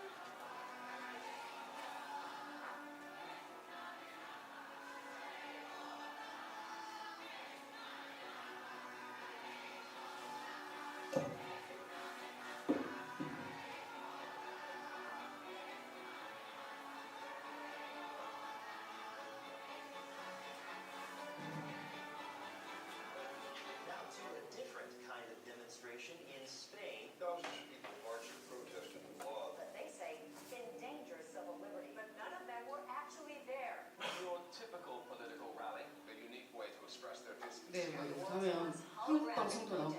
Activists in Madrid held a demonstration via hologram. Hologram tüntető. Hologram tüntetést tart. Manifestation virtuelle à Madrid. Hologram protection policy. 스페인에서 수천 명의 시위대가 등장했는데 La primera de hologramas del via a website that allowed anyone, anywhere to take their image, convert themselves into an apparition. Subiendo sus imágenes, subiendo sus gritos, subiendo sus pancartas. recreando a miles de personas reales. And it opens up. 네, 뭐 같은 거라서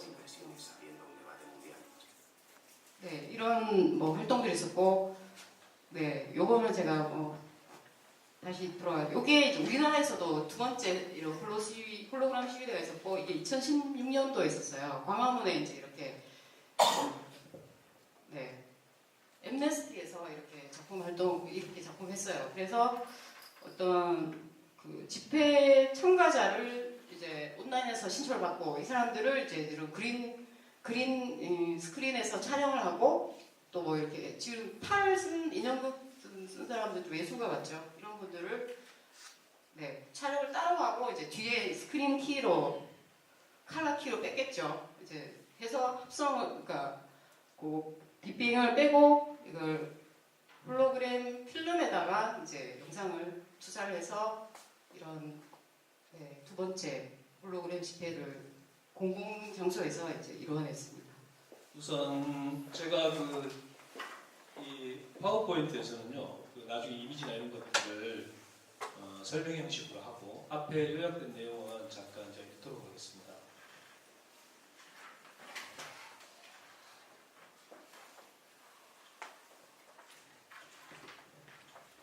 우선 이 제목은 디지털 산해경이라는 제목은 제 작업 진행 과정의 어떤 주제입니다.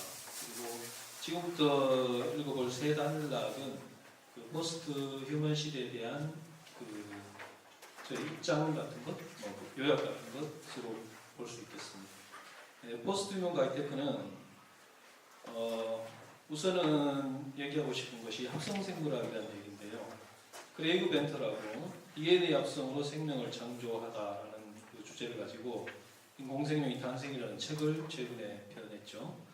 여기에 보면 그 합성생명 형태를 창조하는 것은 벌써 2010년의 일이고 또 생명의 소프트웨어를 작성할 수 있게 된 인류는 길어진 수명과 진화의 새로운 종을 구원할 지식을 갖추게 됐다. 이렇게 이제 얘기를 할 수 있겠습니다. 그래서 디지털 생물학은 자기 복제하는 살아있는 세포를 만드는 데 필요한 정보인 DNA 이중가상을 읽고 해석하고 그리고 세포를 어떻게 작동하는지 이해할 수 있을 것이고 그런 다음에 세포를 바꾸고 개선할 수 있을 것이라고 보는 거죠.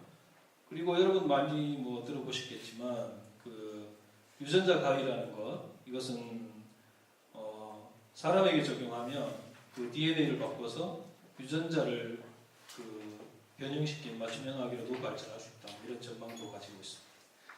그래서 이 사이보그 같은 그 단어는 이미 영화에 오래된 소재죠. 그리고 일종의 기계적인 그 조합이라고 본다면 우리는 이미 이제 사이보그 시대에 들어섰다 이렇게 볼 수 있겠습니다. 그리고 AI 같은 경우 앞에도 얘기했지만 딥러닝이라는 자율학습 시스템으로 외우고 진화할 수 있는 토대가 마련되었고요. 그래서 저는 기획된 몸이 새로운 종으로서의 포스트 휴먼이라 할 수 있지 않을까 생각합니다. 즉 인류의 미래는 인간의 어떤 육체의 강화에 초점을 맞출 수 있다고 보는데요. 그 두 가지로 나눌 수 있겠죠. 생명공학 그리고 사이보그 이런 형태로 새로운 인류가 지구상에 나타날 것이라는 전망을 하고 있습니다. 그리고 제가 인간의 신체가 포스트 휴먼으로서의 새로운 종으로 태어난다는 데 관심을 가질 뿐만 아니라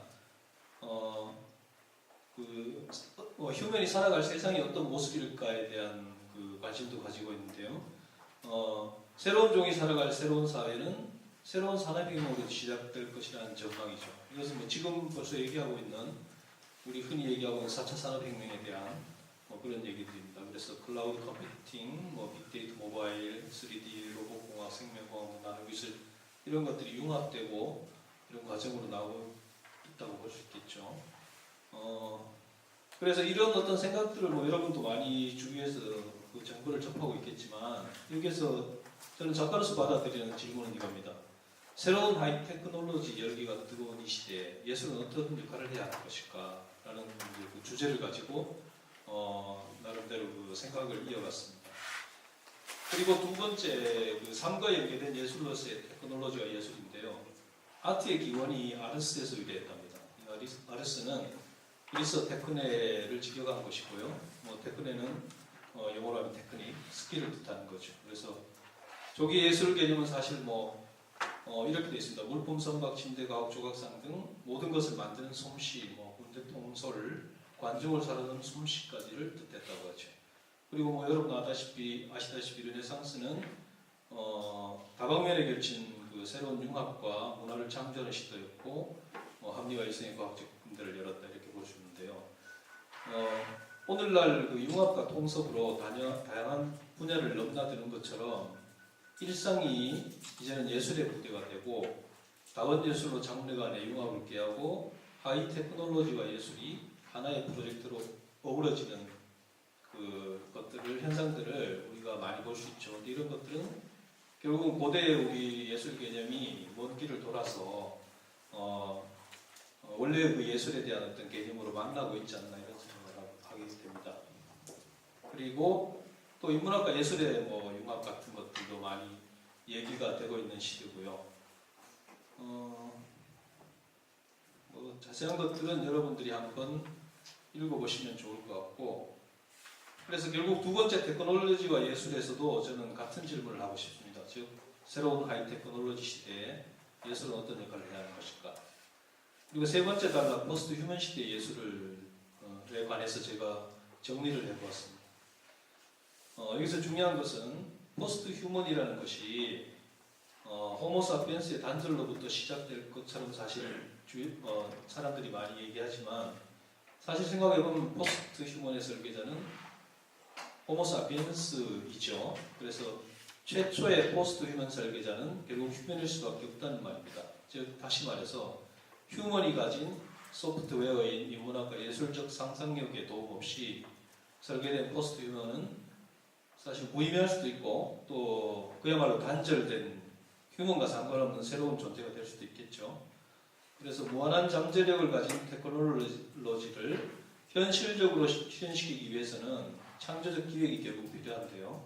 미래의 포스트 휴먼이 어떤 방식으로 테크놀로지를 활용하여 진화해 나갈지는 알 수 없지만 아무리 뛰어난 하이 테크놀로지라 하더라도 그것을 활용할 상상력이 없다면 그게 무슨 소용이란 말인가 하는 생각이 드는 것입니다.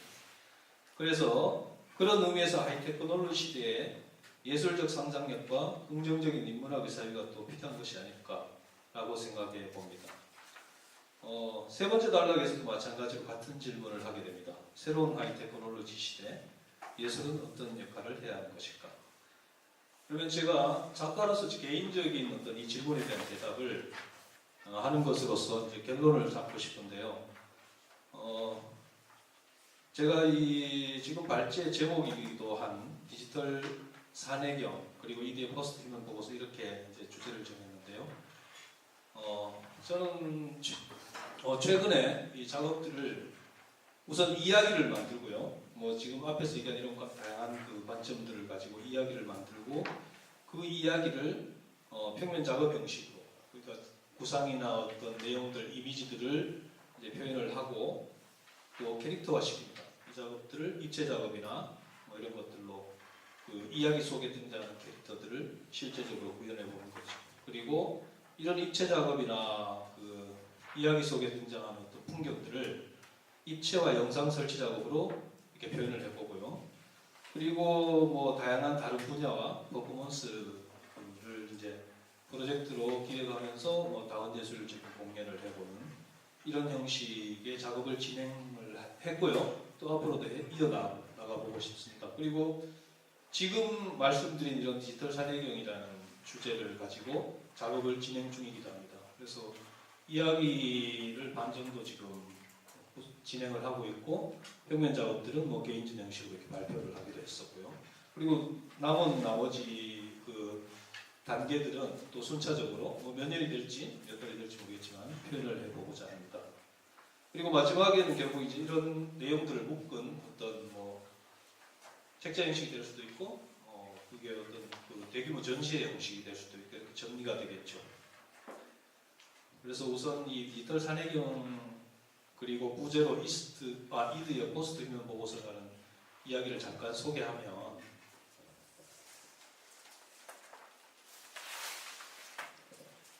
여기 지금 보시면 그 지도가 이렇게 나와 있잖아요. 그래서 이건 제 상상 속의 어떤 공간입니다. 그러니까 지금까지 얘기한 어떤 사이보그나 뭐 하이테크놀로지 시대에 대한 은유이기도 하고요. 그리고 앞으로 어떤 이 세상이 어떻게 변화해 갈 것인가에 대한 나름대로의 또 상상이기도 한 거죠. 그래서 이 글을 뭐 소설 형식으로 쓰면서 거기에 스스로 이제 이렇게 재미를 느끼기도 하고 거기에 은유적인 것들이 표현되기도 하고 그렇습니다. 그래서 저기 이드라는 말은 주인공의 이름인데요. 이 안드로이드입니다. 안드로이드의 이드를 땄고 또 이 이드가 자기 정체성을 찾아가는데 결국 이제 나중에 알고 보면 자기의 어떤 그 의식이나 이런 것들을 안드로이드와 원격으로 연결한 서로게이트 같은 그런 형식의 주인공이 저렇게 세상을 여행하면서 그 안에서 자기가 보고 들은 휴먼에 대한 이야기들을 보고서 형식으로 이렇게 이야기를 풀어나가는 거거든요. 그리고 저기 마지막 은둔자의 숲에 도착해서 자기의 정체성을 발견하고 다시 뭐 그 계급들이 또 있어요. 이 세계에는. 그래서 그 얼마나 기계화되어 있는가에 따라서 그리고 얼마나 자본이 있는가에 따라서 계급이 형성되는 그런 사회. 그 사회를 다시 바닷속으로 여행해서 산경 그리고 바다를 여행하는 해경 그리고 스스로 이제 하늘에 올라가서 뭐 신의 막 그런 능력들을 강요하는 그런 뭐 최고위층의 어떤 그 계급 사회 계급에 있는 사람들 나타바라고 하는데 그 어떤 그 사람들이 모이는 천경 그러니까 공중정원에서 전경까지도 여행하는 이런 이야기들을 담고 있습니다. 여기서 다 얘기를 하려니까 길어서 그 얘기는 이 간단하게 이야기 스토리가 요약되어 있으니까요. 거기 보면서 아마 상상을 좀 하셔도 재밌을 것 같습니다. 사실 디지털 산해경이라는 얘기를 꺼낸 이유가 그 중국의 신화죠. 뭐 꼭 중국뿐 아니죠. 그때 중국이라는 개념은 다른 이민족들과의 어떤 교류가 활발했으니까 동아시아의 어떤 그 신화적인 세계들이 모여있는데 여기 보면 굉장히 오래된 신화집인데 그 안에 그림으로 이루어져서 어떤 지역에 가면 어떤 사람이 사는데 이제 어떤 신체 변형이 이루어져 있고 뭐 이런 얘기들이 쭉 진행이 돼요. 그러니까 굉장히 상상력을 자극하는 몸에 대한 상상력을 자극하는 이야기죠.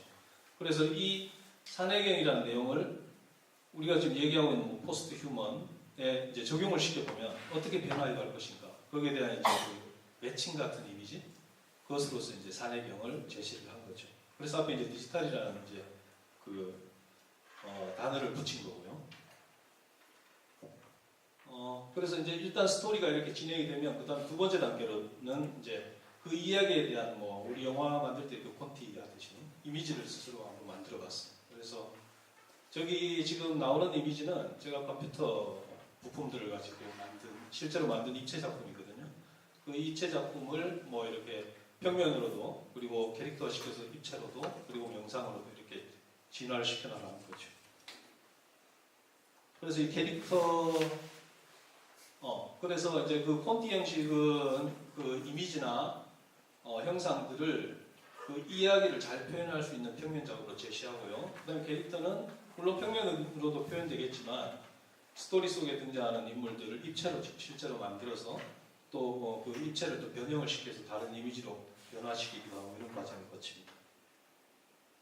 이런 그 이미지에는 다 내용이 있어요. 그리고 아까 처음에 얘기한 그 스토리 안에 나오는 그 캐릭터들이기 때문에 그 캐릭터 안에 어떤 이야기들이 각자 다 가지고 있는 거죠. 여기서 다 이제 설명을 드릴 수는 없고 그냥 이미지만 한 번씩 보도록 하겠습니다.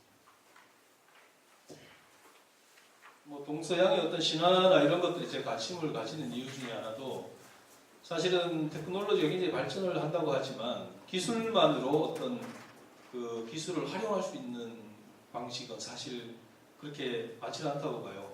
다시 말해서 상상이나 그 설계도가 없다면 그 기술이 무용지물이 되는 거잖아요. 근데 휴먼이 인간이 가진 어떤 뿌리 깊은 상상력은 신화나 뭐 이런 데서부터 시작되지 않았나. 그리고 그런 것들이 테크놀로지를 통해서 이렇게 표현되는 게 아닌가 싶어서 이런 신화적인 이미지들을 많이 차용했습니다.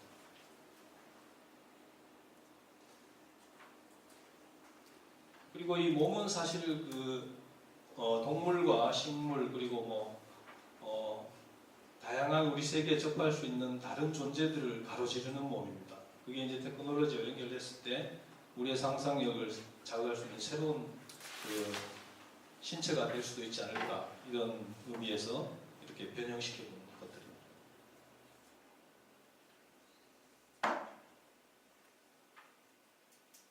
전시는 올해 한번 했습니다. 저번 10월 달에 전시를 했었는데 이거는 지금 입체하고 그 평면 이미지 작업들을 이렇게 전시하는 과정입니다. 그러니까 이야기와 거기에 관련된 캐릭터들과 그리고 그것들을 전시를 하고 하는데 이제 이건 뭐 일반적인 어떤 전시고요.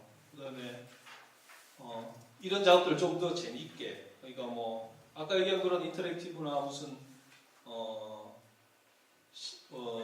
하이테크놀로지를 사실 예술가도 쉽게 접할 수가 없거든요. 그 이제 어떤 기회가 됐을 때 매칭해서 이제 이루어지는데 저는 제 나름대로 상상과 그 주제에 대한 은유로서 이렇게 표현을 제가 개인적으로 할 수 있는 것들에 대한 표현들을 했는데요. 이 이미지를 잠깐 보시겠습니다.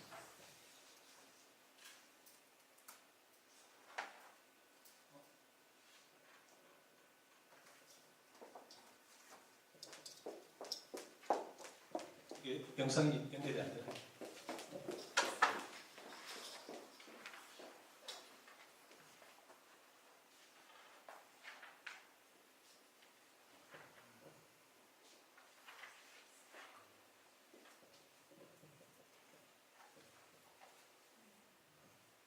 작품을 만들고 이미지화시키고 다시 그 디지털 공간 안에서 이제 움직이도록 이렇게 영상을 제작해 보시고요.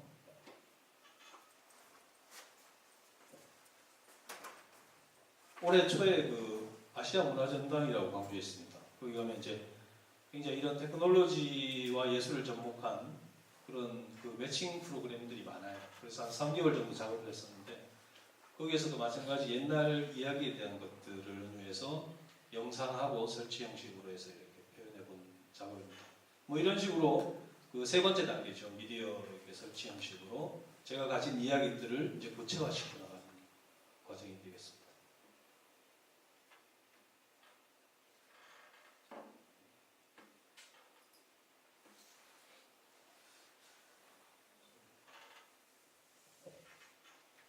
가상을 넘어서 증강현실로 가잖아요. 그래서 이제 이런 이미지들은 현실 세계와 이제 가상의 어떤 이미지 영상들을 이제 섞어서 이렇게 표현을 해보기도 하고, 그다음에 저 안에 등장하는 내용들은 아까 얘기한 그런 어떤 이미지들을 움직이게 해보기도 하고 해서 이야기들을 이제 시각화시키는 그런 작업이 되겠습니다.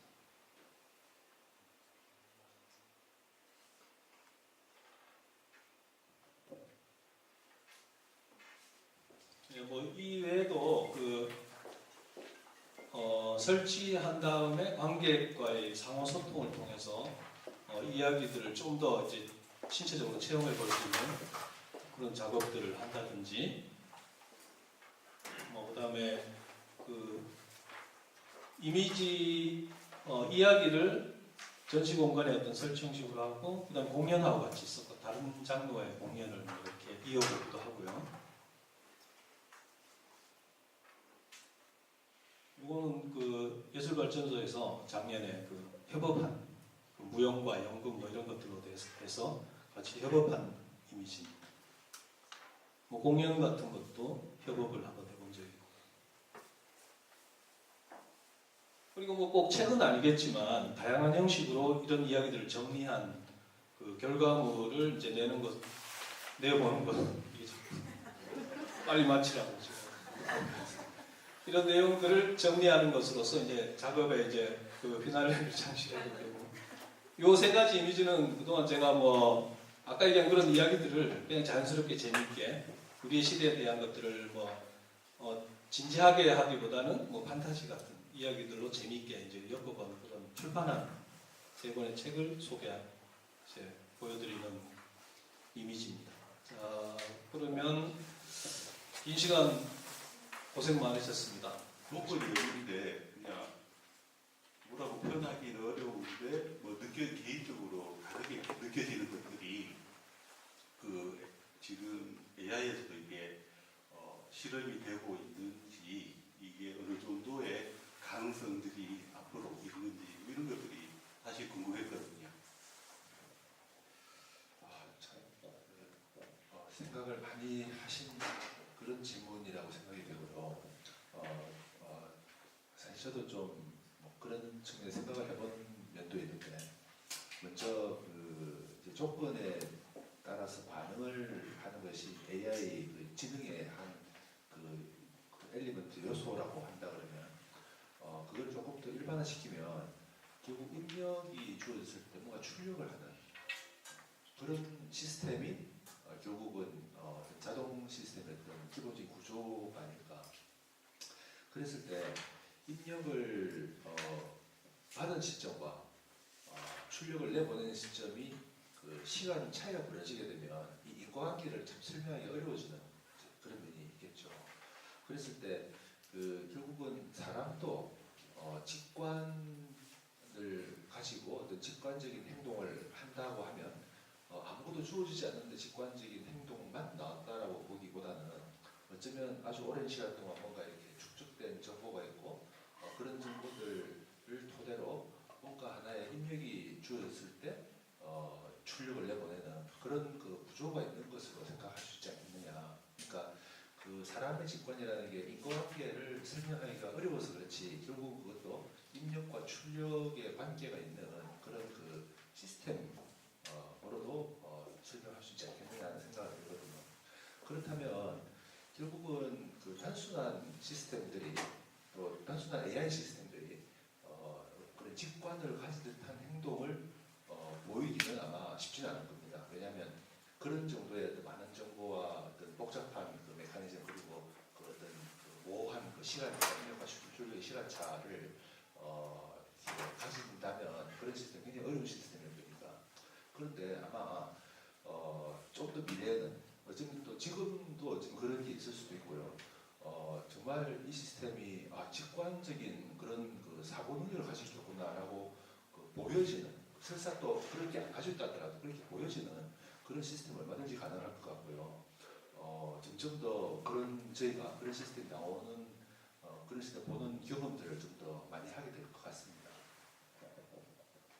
네, 흥미로운 질문이셨고